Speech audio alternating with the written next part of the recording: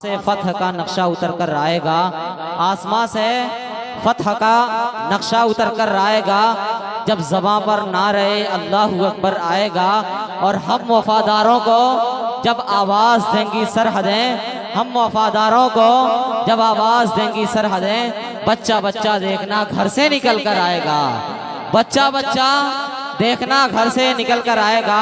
आइए हज़रात गिरामी, इस वक्त बिला तमहीद व ताख़ीर मैं आले जनाब शहनवाज दिल साहब से गुजारिश कर रहा हूँ कि आप तशरीफ़ लाएं। हम अहले शौक़ हैं, ऊंची उड़ान रखते हैं, हम अहले शौक़ हैं, ऊंची उड़ान रखते हैं, कदम जमा के सरे आसमान रखते हैं और दिलों को छू के जो मिसले सबा गुजर जाए, दिलों को छू के जो मिसले सबा गुजर जाए, ज़बां में ऐसी शगुफ्ता ज़बान रखते हैं, ज़बां में ऐसी शगुफ्ता ज़बान रखते हैं। माइक पर आले जनाब शहनवाज दिल साहब।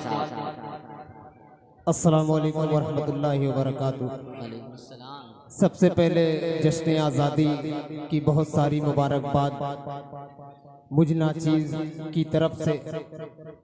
आइए हजरात, वक्त बहुत दामनगीर है, सीधे सीधे मैं मुल्क के हवाले से 4 लाइन जो तारिक उमर साहब ने कहा पढ़ने के लिए, वो तहत में पढ़कर फिर एक नाते पाक छोटी सी पढ़ करके 5-7 मिनट में अपनी जगह लेता हूँ इरशाद। और मैं बता दूं आले जनाब शहनवाज दिल साहब के बारे में, ये जितना अच्छा तरन्नुम से पढ़ते हैं उससे ज़्यादा जो है ये तहत से अच्छा पढ़ते हैं, और जितने इनके फ़ैन तरन्नुम के हैं उससे ज़्यादा फ़ैन जो है इनके तहत के हैं।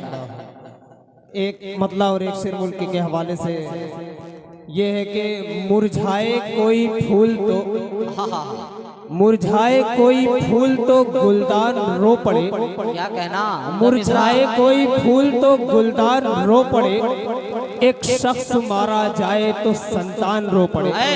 मुरझाए कोई फूल तो गुलदान रो पड़े, एक शख्स मारा जाए तो संतान रो पड़े, और ऐसी फजा बनाओ मेरे देशवासियों, ऐसी फजा बनाओ मेरे देशवासियों, हिंदू का घर जले तो मुसलमान रो पड़े। है एक पैगाम है भाई, घर जले शहनवाज भाई एक पैगाम है, जिंदाबाद जिंदाबाद। अजीज मीडिया साहब से गुजारिश है कि 4 मिसरे को अलग से शॉर्ट वीडियो में लगाएं। ऐसी फजा बनाओ मेरे देशवासियों, हिंदू का घर जले तो मुसलमान रो पड़े।